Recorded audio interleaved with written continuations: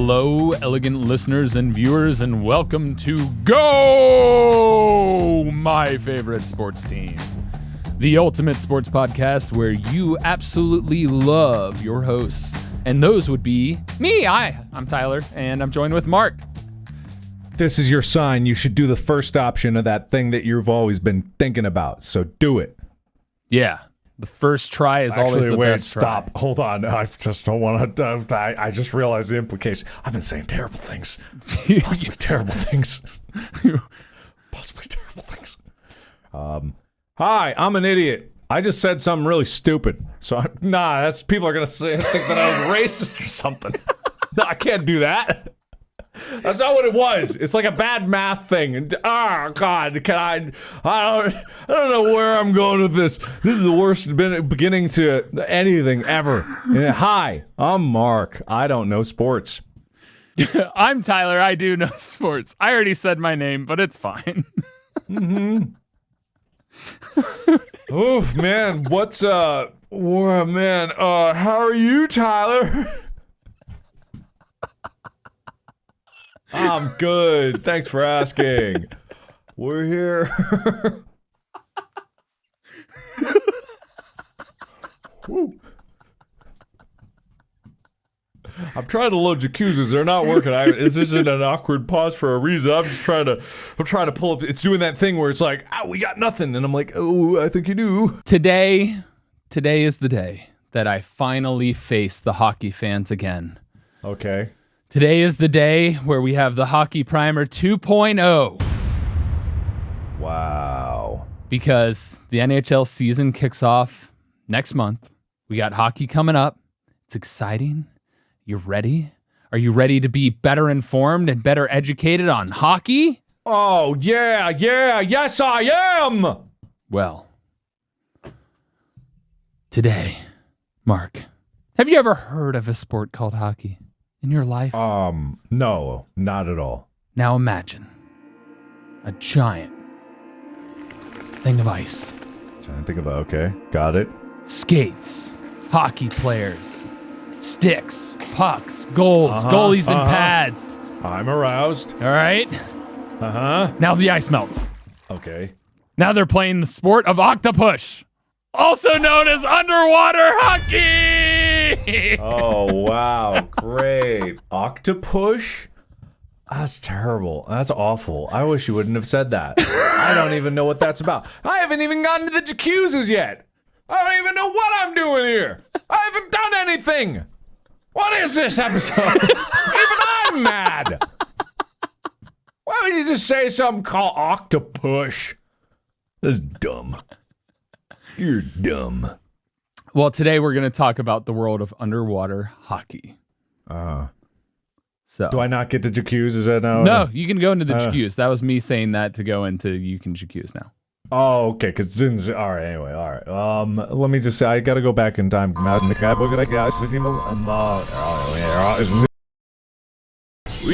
got a few. All right. There was one that someone actually wrote in a book in cursive, of all things. So, what? I know that one. Oh, okay. I think Tiger Lily, but it's Ti9ER Lily. You completely forgot about your promise to the most elegant listener. Oh. I have addressed this. I've worked on it. I've gotten it. Right. Gentlemen, you have utterly betrayed me. That's why Tiger Lily sounds familiar. Yeah. Oh. Yeah. I bite my thumb at you, sirs. I wish to remind you both of when I, Tiger Lily, was announced as the most elegant listener competition in episode 22, Teamwork Makes the Dream Work, on June 22nd of 2022. What an auspicious date as well. You conveyed a promise of merchandise once the store was operational. You stated I should contact you through Reddit and inform you if this was an acceptable award. I proceeded to contact both of you on multiple platforms, including Reddit, with palpable excitement and gratitude towards claiming the merchandise that was offered from the podcast that has grown to be so very dear to my heart. The days rolled into weeks, the weeks to months, and I attempted again. Silence was the only reward I received. This is completely understandable. You are both incredibly busy, and this was bound to happen. However, I cannot say that I was not disappointed. After the year anniversary came and went, I concluded that I should create my own gmfst merchandise for myself. I suppose I could have purchased items, but it's the principle. I'm sure you understand. Now but this is a long one. Man, I would read all this, but I'm gonna go forward towards the end here. Mark and I are alike in relation to having little knowledge of most sports, though I am eager to know and would be willing to interact on the field as well as in an intellectual capacity. I feel that the addition of the most elegant of your listeners/viewers, as well as someone with a feminine perspective, could greatly benefit this lovely podcast. Oh, wait, I missed something. No, what did I just read? No! No! No! No! No! No! Yes? No! No! Yeah? They have since been contacted. Uh-huh. Things are in the works, and I'm taking care of it. When I initially had thought you were going to, and that's why we got into this mess, because I assumed I was going to? Yeah. Why do you think I was going to? I don't do anything. I don't do anything. Also, they made a hat. Yeah, I saw it. It was pretty cool. Yeah. I think it's only fair that they get to call into the podcast. Yeah. Just for one. They don't have to be there the whole episode. Just for one. That's fair. That's fair. Listen, it's another promise that we won't keep. They'll keep them on the hook for like a year, and then a year later, the juice will be extra juicy. Don't worry. Don't worry about it. Wink, wink, wink. Yeah, we'll get them on the podcast. Hey, why don't you reach out on Reddit? Give us your contact information. God, if no one's viewing this, Tyler's face right now is the most horrified expression I've ever seen in my life. God, that's hilarious. Anyway, yeah, we'll do that, wink. No, we will. They could just call, ring, hello, welcome to the podcast. It's like a radio show. They can call in. That could happen. Just on Discord, we'll like call them up and bling, say, ask a sports question, and then click. We could. We owe them. This is the most elegant listener. The most elegant.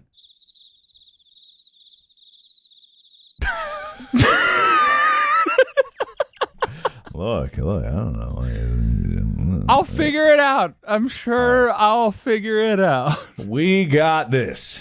We got this. All right, anyway, hockey. Oh, sorry, octopush. Octopus.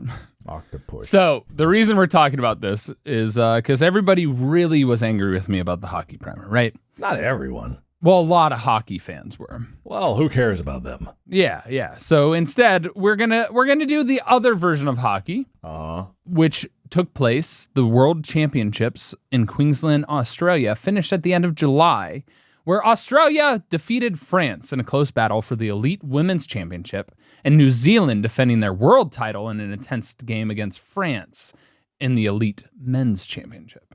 Oh, damn. So. Oh, this is octopush. I was singing hockey. I'm like, man, Canada fell off. And then I remembered, this isn't actually hockey. It's underwater hockey. Right. It's called octopush, but it's also known as underwater hockey. Okay, so interesting. You remember that game you talked about in Final Fantasy where you play in this giant water bubble? Yes. What was that name again? Blitzball? I think Blitzball. Yeah, well, this is the game that mermaids would play, which I imagine might be similar to Blitzball, but I've never played Blitzball. No, it's not Blitzball. Wait, what is that Final Fantasy X underwater sport? What is that called? It is Blitzball. It is Blitzball. Okay, Blitzball. Yeah. Got it. So, if you've ever wondered what mermaids would play, God, what am I doing? What happened? I don't know. What are you doing? I don't know. There we go. I went into the red room suddenly. Oh, okay. Well, don't go there. Yeah, that's a bad place to be. It's a bad place. Yeah. Mm-hmm. Anyway, so this is the game you play underwater. Unlike water polo, underwater hockey is played entirely underwater. Even the referees grab a snorkel and dive into the pool. I Yes! Yes! It's about time! They can do it there and they can't do it in water polo? That's ridiculous. Yeah. But it is a fast pace. Oh, wait, did you say... snorkels? Wait a minute, I glossed over that. Wait. Yes, snorkels. They grab a snorkel and dive into the pool. Snorkel? Mm-hmm. Huh. Okay. There's no scuba tanks. Interesting. So they're all just...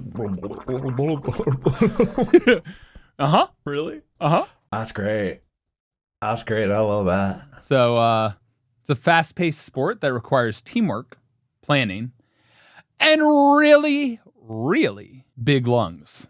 2 teams of 6 face off at the bottom of the pool, furiously chasing the puck and working together to get it into their goal. No. It's a fairly short game. They gotta be completely under the water? The puck stays on the bottom of the pool. What do they use to push it? Sticks. How long are the sticks? How deep is the pool? This is the one time I'm going to ask you for really precise dimensions on these instruments. Every other time you've told me about how wide the track gap is on a sled, I've glossed over my smooth brain. But I want to know exactly how deep this is, how long these sticks are. Underwalkie is played in a 2 to 3 meter deep pool. Underwalkie? Wow. Underwater hockey. I heard underwalkie. Underwalkie. The new name. Underwater. New name. But it's only 2 to 3 meters deep, which is 6 feet or 12 feet deep. A little over that. But and it is 25 meters long or 27.3 meters long, and 15 meters wide or 16.4 yards wide. There is a goal within the center of each end that measures 3 meters wide, and it slopes up to the wall into a trough at the back wall, so it like falls into a trough. Well, this needs like a very specific pool setup then. Yeah, so it's like you have to slide it up and then into the trough for it to be a goal. Interesting. Okay. The hockey puck is a diameter of 3 inches. It's 1.1 inches thick, and it weighs 3 pounds, around 3 pounds. Uh-huh. The coating can vary depending on the pool material. Some may be concrete, but most pucks are made of lead core covered in plastic, Teflon, or rubber coating. Lead? Yeah. That's probably fine. Lead core covered in plastic, Teflon, or rubber. Yeah, probably fine. And they use a stick, all right? Mm-hmm. This stick must fit wholly in a box with the interior dimensions of 100 millimeters by 350 millimeters by 50 millimeters. Can be of any shape or design as long as it fits within that box. Knobs on the sticks are allowed. Okay. So the stick's pretty small. 100 millimeters by 350 millimeters by 50 millimeters. Okay, very small. So literally because you said the pool was like up to 2 meters deep? 2 to 3? 2 to 4 meters. 2 to 4 meters deep. So literally people's arms are probably, some of them are a meter long. Like, so either way, they got to get down there, all the way down, right? Yeah. Damn. Yeah. Damn. So I imagine the snorkel allows some of them to watch the surface and then rotate down and there's a lot of tactical diving and stuff in it. Yeah. The underwater hockey stick may be made of wood, plastic, or other approved materials, but I don't have a list of the other approved materials. Yeah. They're sometimes just called pushers instead of sticks. Pushing. Of course. Because octopush, yeah. I get it. Yeah. Okay. All right. It's a fast-paced sport. However, I said that. Fast-paced. That requires planning, really, really big lungs, where 2 teams of 6 face off at the bottom of the pool, furiously chasing the puck and trying to score it into the goal. There's only 2 15-minute halves and a 5-minute halftime break. But, that makes sense when people have to hold their breath underwater and you don't want them to drown. Yes. Okay. That sounds good. So, Mark. Yes? Who do you think was crazy and ingenious enough to invent underwater hockey? What country? This sounds like Australia. I mean, that's where the championship was. So Australia, New Zealand, some of them. One of them. Act 1! Oh, God, the Romans? Is it the Romans again? God, the Romans. All right, so during a time of war when the Romans had to, push a bomb underneath the city walls, they actually got octopi and they stuffed them full of C4 and they were like, push it under the wall, and they pushed it, and then that's how octopus came to be. In the original Latin, it's octopush. Well, that will cut me out entirely from the podcast.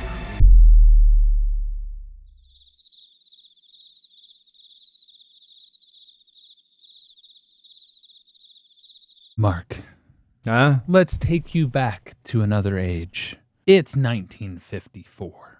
Okay. British diver Alan Blake was bored. British winter weather meant that he couldn't go diving with the members of his diving club, the South Sea Sub-Aqua Club, and they were all getting out of practice over the long months that they couldn't do diving. So what is Alan to do? Mark, what would you do if you couldn't scuba dive and that was your life?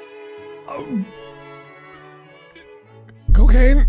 No, he has a cup of tea at his friend's kitchen Oh, okay, all right then. and shares his idea for a game for divers that can be played in a swimming pool to keep himself and his other fellow divers fit and having fun. All right. They called the game Octopush because it was played with 8 players. Alan's idea was for the game to be played by pushing a squid, which was the name they chose for the lead puck. It is called the squid. All right, that makes no sense at all for a game. Yeah, you know, they pushed a puck. They could have called it the puss. They had the puss there the whole time. They could have had the puss. The puss was there. Puss was right there. The puss. Push the puss, yep. Could have done it, but they didn't. Nope. Not brave enough. No. But anyway, the squid became the name of the puck. And they pushed it around the bottom of the pool using short spatula-like pushers. Okay. Probably just stole it from their mom's kitchen. Probably. Okay. One of his friends, Frank Lilleker, made some wooden pushers. And another, Jack Willis, made the first lead puck. Okay. By the next year in 1955, the first tournament was played between South Sea, Brighton, and Bournemouth clubs. Bournemouth. Bournemouth. Bournemouth. It's probably not a surprise that South Sea won, considering members of their club invented the sport. Okay, all right. So it was Australia. No, it's British. Brit. Australia. You said Australia. Brisbane. I said Brighton. Yeah, whatever. Same thing. Very different. We did a show in... Did we do a show in Brighton? I've been to Brighton at some point. I feel like we did a show in Brighton. Anyway, the club grew in popularity. Or the sport. That's the sport grew in popularity in British clubs. Uh-huh. And the number of players per team was shrunk to 6 because 8 felt too crowded. Of course, yeah. They were too busy kicking each other and fighting over the puss. Yep. In 1967, the first official rules were published, and the following year, the first national championships were held. Under hockey has continued to grow in popularity and started spreading to other countries such as Canada, Australia, and the US. And in 1980, the first World Championship did take place. Over time, the name octopush became less popular because it didn't make sense anymore due to the number of players changing, and they weren't pushing a squid or an octopus. Yeah, that doesn't make any sense at all. So it is now more commonly known as underwater hockey. And today, underwater hockey is played in over 40 countries by over 15,000 people. Damn. Act 2. Baby Mark, it's time for you to play underwater hockey. Oh, wait, hold on. I can't. This has to have an age limit. There's got to be an age limit on this. You, fresh out of the womb with your gill-like abilities, you are primed for this sport. It was a water birth? Okay. It was a water birth. Oh, God, the agony of life. This is the Markiplier persona ego from Waterworld. Okay. Baby Marka-Water. I hate it. Workshop that. Marka-Gill. Look at that. Nope, worse. Somehow worse. Just shelve it for now. We'll come back. We'll circle back. Fish Mark. That's closer to my real name, but I want to deviate from it. I want to be known as an alias. But All right. We'll come back to it. We'll come back to it. You have gills, so you don't really need this, but your teammates do. Okay. It's a snorkel. Okay. The snorkel allows you to stay underwater longer. Does it? Yeah. How? How does it? I mean, I don't understand that. Because you can keep your face in the water and you shove the tube hole up above the water and you go... Yeah, but is it so hard to go, you know? And they're splashing and churning water out there I suppose that's true. Yeah, that is true. And it takes your eyes off the puck. It takes you out of the game. You got to stick your head up. You got to look away. Okay. All right. Gotcha. You need this because you're going to have your goggles, your mask. I need this because I just come into existence as a baby and I'm like, and doctor shoves a snorkel in my mouth. Okay, I got it. Oh, wait, no, I have gills. That's right. You have gills. Your teammates need this. So you're going to make these for your teammates. Right.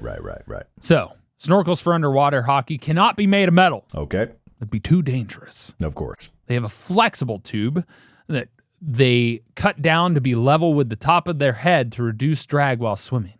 Right. They're probably like the swimming snorkels that look like a shark fin. You put them in your mouth and they actually go across like above your nose and then up like that. So it's like a shark fin. Of course. But you have your own shark fin, so you just blend in. Absolutely. You'll also want one that has a soft mouthpiece so you don't lose any teeth when you accidentally get hit in the face. By a stick? By other people's fists. Well, I'm a baby. I don't have teeth. Oh, true. There you go. Another advantage you have. That's what I get. I'm born great. But you will need a dual lens mask or one with a center divider that is part of the frame of the mask. What? You got to have two lenses. It can't be one lens. They require two lenses. You got to be like this.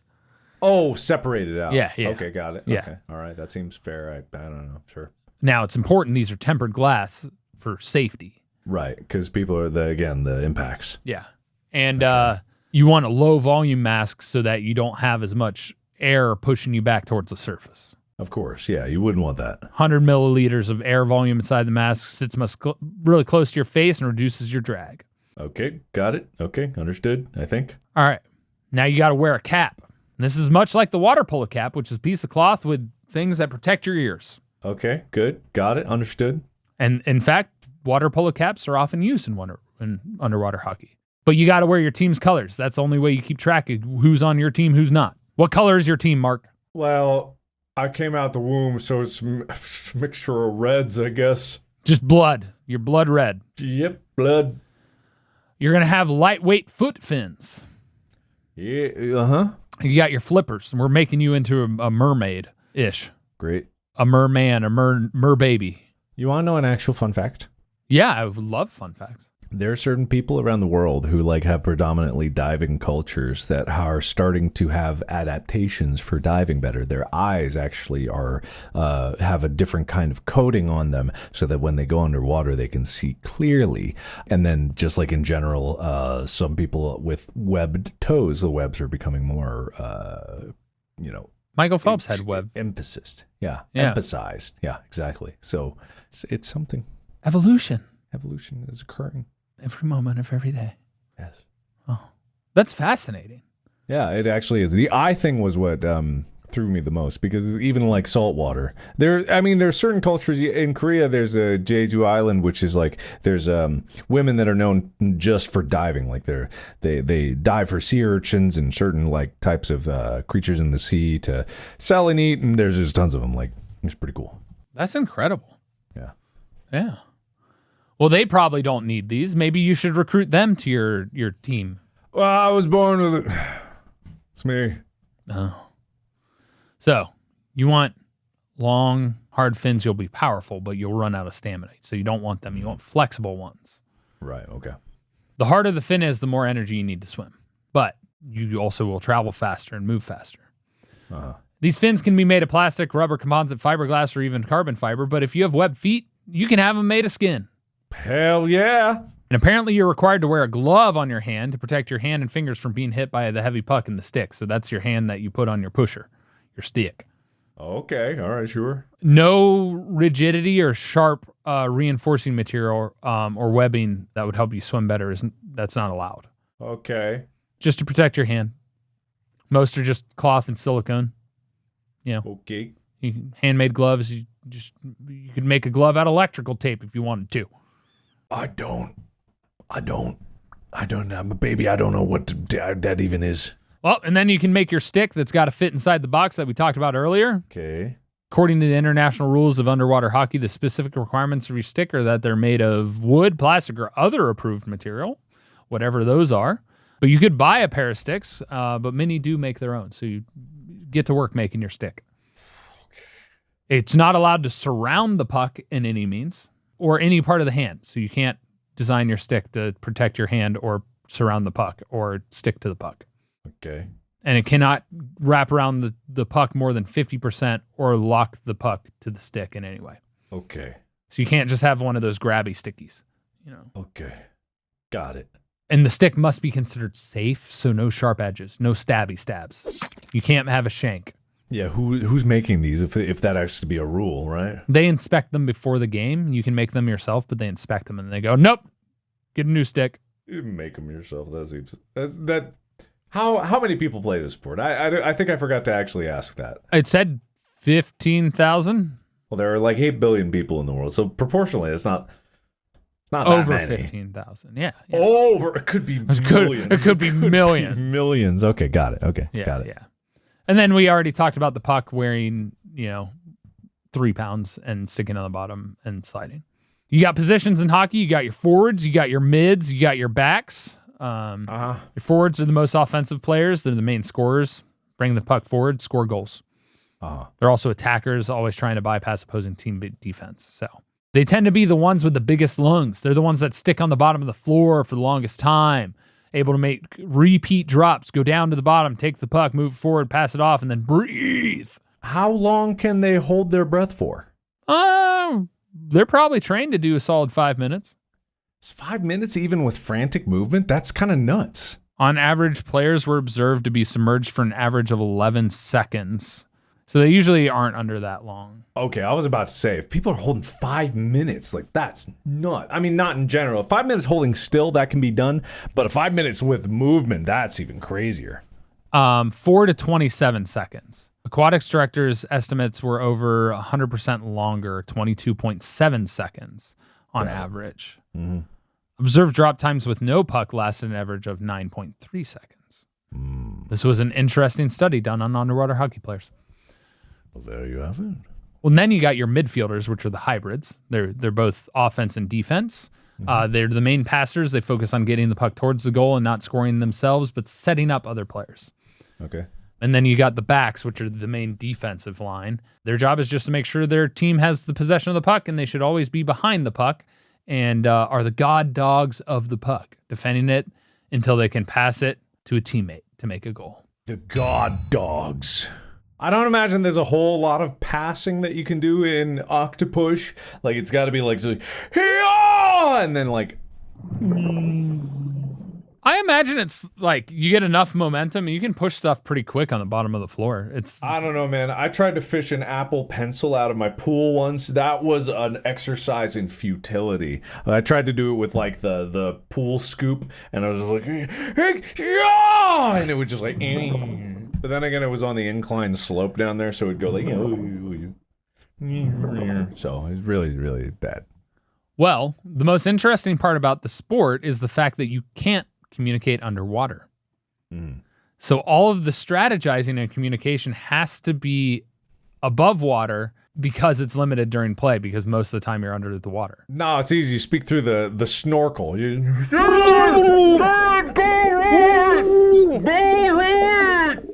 And you just got to tune your ears. You got to listen underwater a long time so you get to understand what people sound like when they're speaking underwater through a tube. I mean, I imagine sign language and body language are huge proportions of this. I just imagine it's just a bunch of dogs trying to eat out of the same like food bowl. Like that's just all I think of when octopus players just all together, 6 around it. No, what they do is they create a suction around their teammate's ear and go, and then they say the words into their ear directly. They just do one of these ones. Go right, you stupid fuck.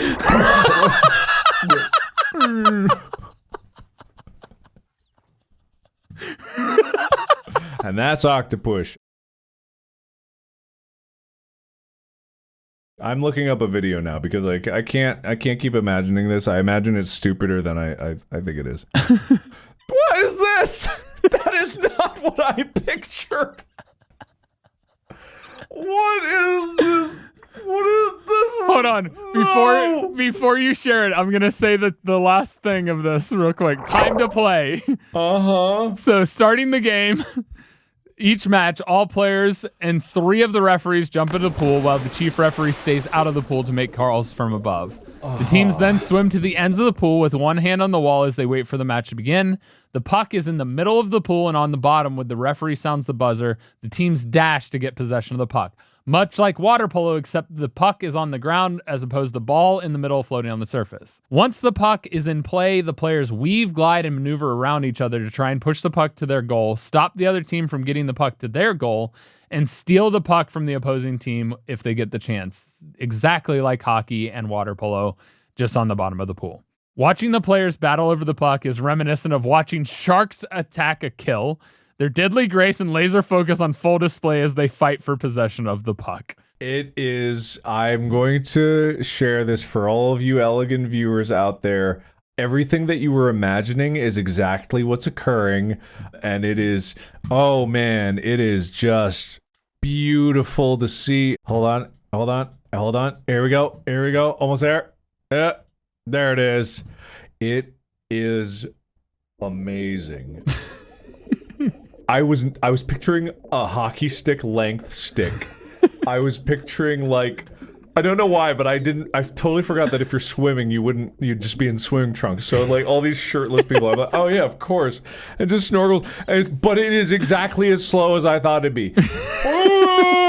Ding, ding, ding, ding, ding. And the sticks are like maybe 5 inches long, like something like that. They're tiny little things. It's like people down there with butter knives, like.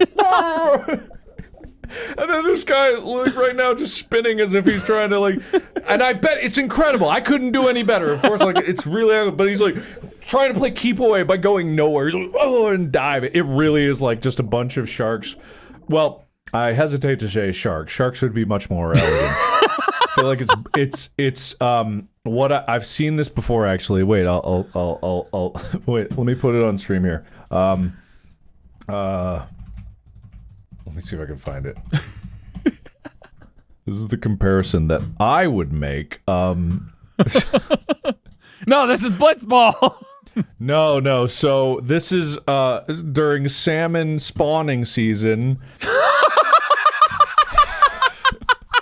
Basically, when the female is about to lay its eggs, right? All the males in the area line up and wait for the female to lay its eggs, and then at the right moment, they're like, oh, wait for it. Let me jump ahead a little bit. I know it's about to. It just happened. Oh, it doesn't happen in this one. Oh, damn, wait. No, I gotta find the right video here. Because it's, oh man, it's great. Where the frick is it? You know what, actually, I don't want people to, no, I got it. Is this the one? Wait, let me vet it, make sure it's actually the one. No, come on. All right. Where is it?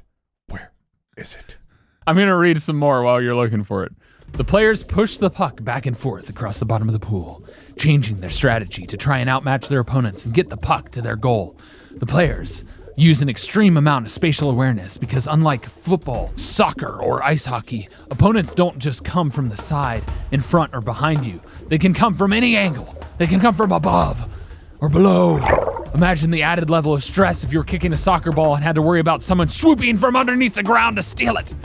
After each goal, a referee will place the puck in the center again, sometimes with the advantage for one team if there was a foul.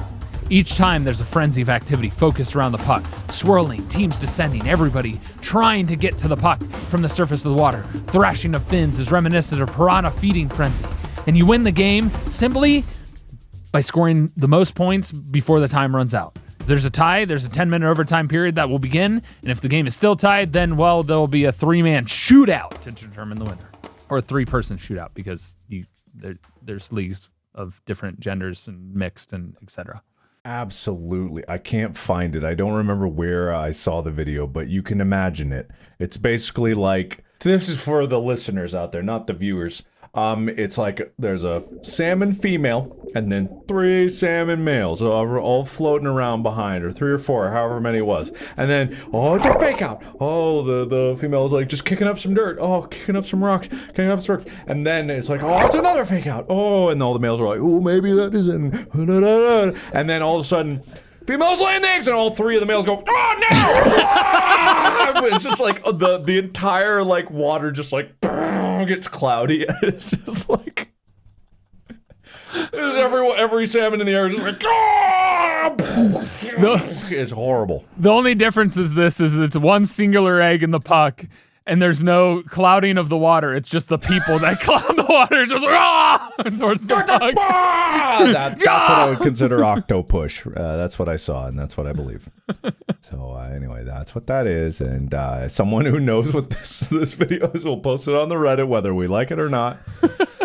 And then it will be burned into your brains forever. So hockey fans, I hope you enjoyed the Hockey Primer 2.0 Underwater Edition. You're welcome. Stay tuned for all future redos of primers that so many people got angry at me for. You'll never get them. One and done. One and done, baby. There may be an opportunity where we could do some deeper dives into some sports, but right now, there's too many sports for us to talk about, like underwater hockey.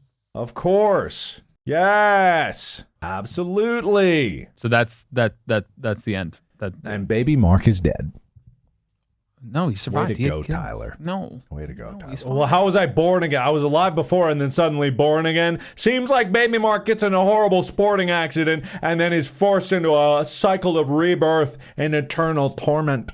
No. This is the multiverse. We're across the different universes of the multiplex. As I said in Space with Markiplier, just because you die and there's a multiverse doesn't mean that death didn't count. And just because you blow up a spaceship in one and get to jump to another universe doesn't mean that spaceship didn't blow up and all those people didn't die. Because they did. But this baby could still be alive. No, dead. Oh. Well, that's sad. It is, isn't it? That's why In Space with Markiplier was so sad. Ha ha ha ha ha ha ha. Got him. They thought it was going to be fun. Anyway, you know how to get out of this sadness? Retail therapy. Go to store.gmfst.com. Yes! Finger your problems away with code FINGER at checkout. Get an extra discount on the Infinity Fingers bundle. Only you can prevent forest fires. I thought you were going to say finger fires. Oh, no. You're going to be fingering up some fires once you get this finger bundle. Let everyone know how hard you finger sports. Yes. Go to every sporting event, sporting as many fingers. Literally, I would love to see people go to an event. We saw one person go to a baseball game wearing the iFinger Sports hat, and it was awesome. We shouted it out on the episode because it was cool. We'd love to see that. We'd love to see you guys going and trying new things and wearing the merch and sporting the merch. You will get so many compliments. Guaranteed. It's and at very least, it's a conversation starter. You know, exactly. That's why I haven't cut my hair, because when I go to parties, people come up to me and go, "Wow, you have amazing hair," and I go, "Sick." I like that. Sick. That's what you say. So I like your hair too. Sick. Sick, dude. Sick, awesome. dude. Anyway, get your finger sports stuff on. Yeah. All right. That's going to do it for this episode. You can watch Mark over on his channel. You can watch me on my YouTube channel because I'm doing that stuff.